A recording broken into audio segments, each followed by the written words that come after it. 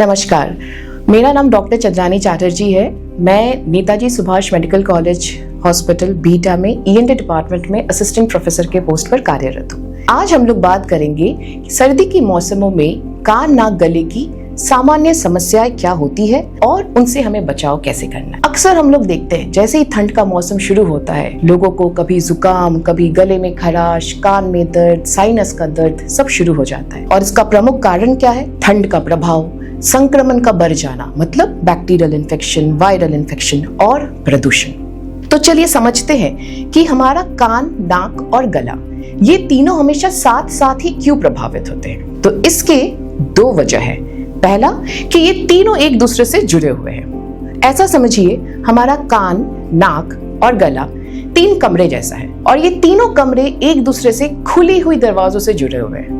तो जैसा कि आप देखते हैं, नाक से जो हम लोग हवा लेते हैं या जो सर्दी होती है, तो नाक के जैसे सामने ओपनिंग है वैसे हमारे पीछे भी ओपनिंग होती है, वो सीधा हमारे गले में जाता है। तो नाक एंड गला डायरेक्टली कम्युनिकेटेड है। दूसरा क्या है, हमारा जो कान है वो भी हमारे नाक एंड गले से जुड़ा हुआ होता है। हमारा कान एक यूस्टेशियन ट्यूब नाम की नली होती है। तो कान का जो कमरा होता है उससे एक विंडो जैसा खुलता है जो यूस्टेशियन ट्यूब नली में जाके खुलता है। अभी कान का आप जो देखते हैं बस आपको बाहरी हिस्सा दिख रहा है। कान के लेकिन तीन हिस्से होते हैं, एक बाहरी, एक मिडिल ईयर होता है जो मध्य भाग होता है और एक अंदर वाला हिस्सा होता है। जो बीच वाला हिस्सा होता है जो जस्ट पर्दे के अंदर की तरफ होता है वो एक बलून के जैसा होता है जिसमें हवा भरना चाहिए, जिसमें हवा भरा हुआ रहना चाहिए।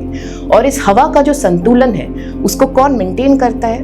वो काम है यूस्टेशियन ट्यूब का। तो किसी भी कारणवश अगर वो यूस्टेशियन ट्यूब जो हमारे नाक और गले के पीछे खुलती है उसमें सूजन आ जाए या इन्फेक्शन आ जाए तो हवा जो है वो मिडिल ईयर में पर्याप्त अमाउंट में नहीं रहता है और तभी सारे प्रॉब्लम स्टार्ट होता है। क्योंकि बलून में अगर हवा नहीं रहेगा तो क्या होगा? बलून पिचक जाएगा। वैसे ही कान का जो मिडिल वाला हिस्सा है वो पिचकने लगता है और कान भारी भारी लगने लगता है, सुनाई कम देने लगता है, पॉपिंग साउंड जैसा होने लगता है। ये सारी दिक्कतें आने लगती है। दूसरा जो वजह है कान नाक गला का एक साथ प्रभावित होना वो है कि तीनों की परत एक जैसी है। परत मतलब जो उनकी लाइनिंग है जिसको कहते हैं म्यूकोसा।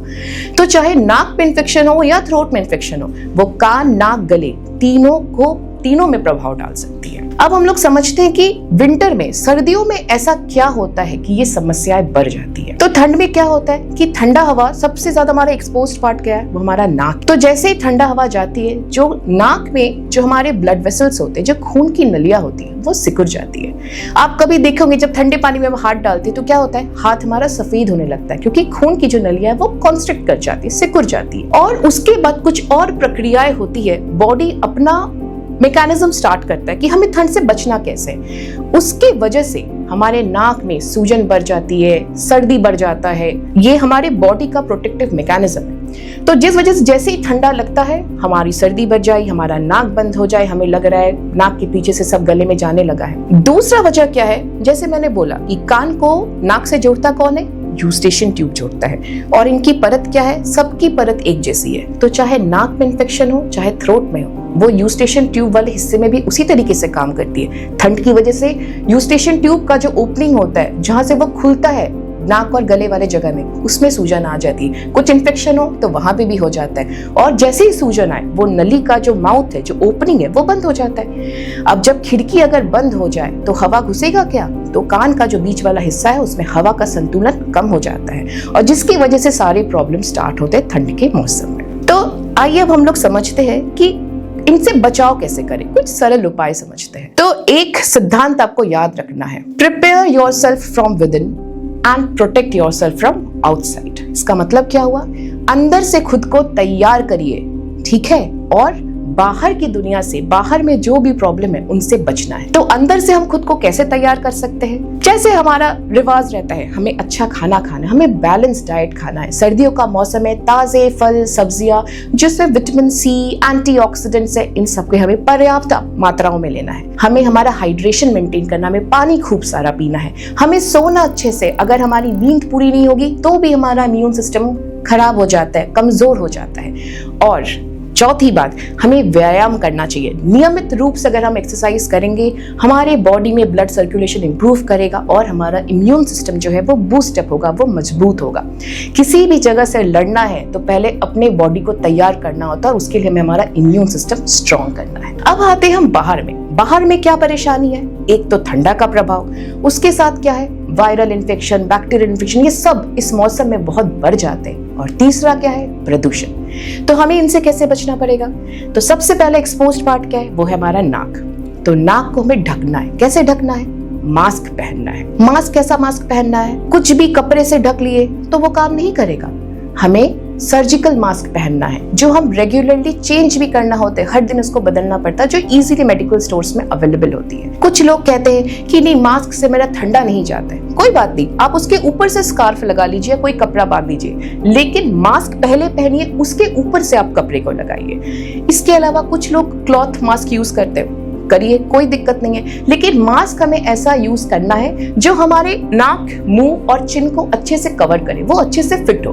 उसकी कान की जो दड़ी है वो ढीली होगी या यहाँ से हवा लीक हो जा रहा है तो फिर उस मास्क का कोई फायदा नहीं है। और अगर आप क्लॉथ मास्क यूज कर रहे हैं तो उसका क्वालिटी अच्छी क्वालिटी का होना चाहिए, वो मल्टी लेयर्ड होना चाहिए, उसको आपको रेगुलरली वॉश करना है। और जब आप एक बार वॉश करते हैं उसको एयर ड्राई करना है। ये नहीं कि हम गीला मास्क ही दोबारा पहन लिए, या कहीं स्टेन्ड हो गया, कहीं आप किसी हॉस्पिटल में गया या किसी आप संक्रमित इंसान के कांटेक्ट में आए, फिर से आपने वही मास्क यूज कर लिया, तो फिर उस मास्क का कोई मतलब नहीं बनता है। तो मास्क यूज करना जरूरी है, सही मास्क यूज करना और सही तरीके से यूज करना भी उतना ही जरूरी है। दूसरा क्या है, मैंने जैसा कहा, जैसे ही ठंडा लगता है हमारा नाक में जो हम लोगों के ब्लड वेसल्स होते हैं वो कॉन्स्ट्रिक्ट कर जाते हैं, तो ड्राइनेस हो जाती है। इसी वजह से थोड़ा घर पे ह्यूमिडिफायर्स होता है वो यूज कर सकते हैं, या हमारे पास सलाइन स्प्रेज अवेलेबल है, नॉर्मल सलाइन स्प्रेज आते हैं जो नमक पानी की स्प्रेज होते हैं, वो यूज कर सकते हैं। आप गर्म भाप ले सकते हैं, इससे हमारा नाक जो है वो मॉइस्ट रहेगा और ये सारी जो प्रॉब्लम्स है उनसे हम लोग बच सकते हैं।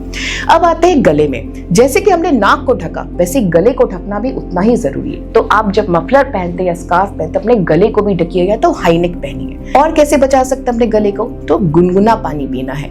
ये नहीं कि ठंडा पानी पी लिए, कोल्ड ड्रिंक पी लिए, ये सब विंटर में हमें नहीं करने, सब चीजों से बचना है। अल्कोहल, स्मोकिंग भी उतना ही ज्यादा प्रॉब्लम करती है, सब हमारे थ्रोट में और ड्राइनेस क्रिएट करता है, तो इस मौसम में इसको अवॉइड करना है। इसके अलावा गार्गल्स कर सकते हैं आप नमक पानी से। और एक और बात, क्योंकि हमारे थ्रोट पे ड्राइनेस बहुत होता है इस सीजन में, तो चिल्लाना अवॉइड करना है। स्पेशली हम लोग जैसे कुछ फैमिली गैदरिंग्स हो गए, वहां पे हम लोग चिल्ला रहे, या कुछ सिंगर्स होते हैं जिनको अपना वोकल स्ट्रेनिंग करना पड़ता है, तो उनके केस लिए, सिंगर्स के लिए, अब तो उन्हें गाना बंद करने को तो मैं बोल नहीं सकती, तो उन्हें क्या करना है, गाने से पहले आपको कुछ वार्म अप एक्सरसाइजेस करने हैं। जैसे अपने स्वर के आलाप पहले किए, उसके बाद आप अपना गाना करिए। एक और बात, क्योंकि विंटर का टाइम है तो लोग घर के अंदर ही गैदरिंग करते हैं, और ठंड है, सब दरवाजा खिड़की बंद है, वेंटिलेशन प्रॉब्लम हो जाता है। तो क्लोज्ड गैदरिंग्स में जब आप है, तो अगर कोई बीमार इंसान है तो प्लीज आप उस गैदरिंग में नहीं जाइए, या तो आप मास्क पहनिए। एक दूसरे का बर्तन या ग्लास ये सब मत यूज करिए, और हैंड हाइजीन जरूर से मेंटेन करिए। ये सब करिएगा तो नाक और गले का बचाव आप कर सकते हैं। अब आते कान में।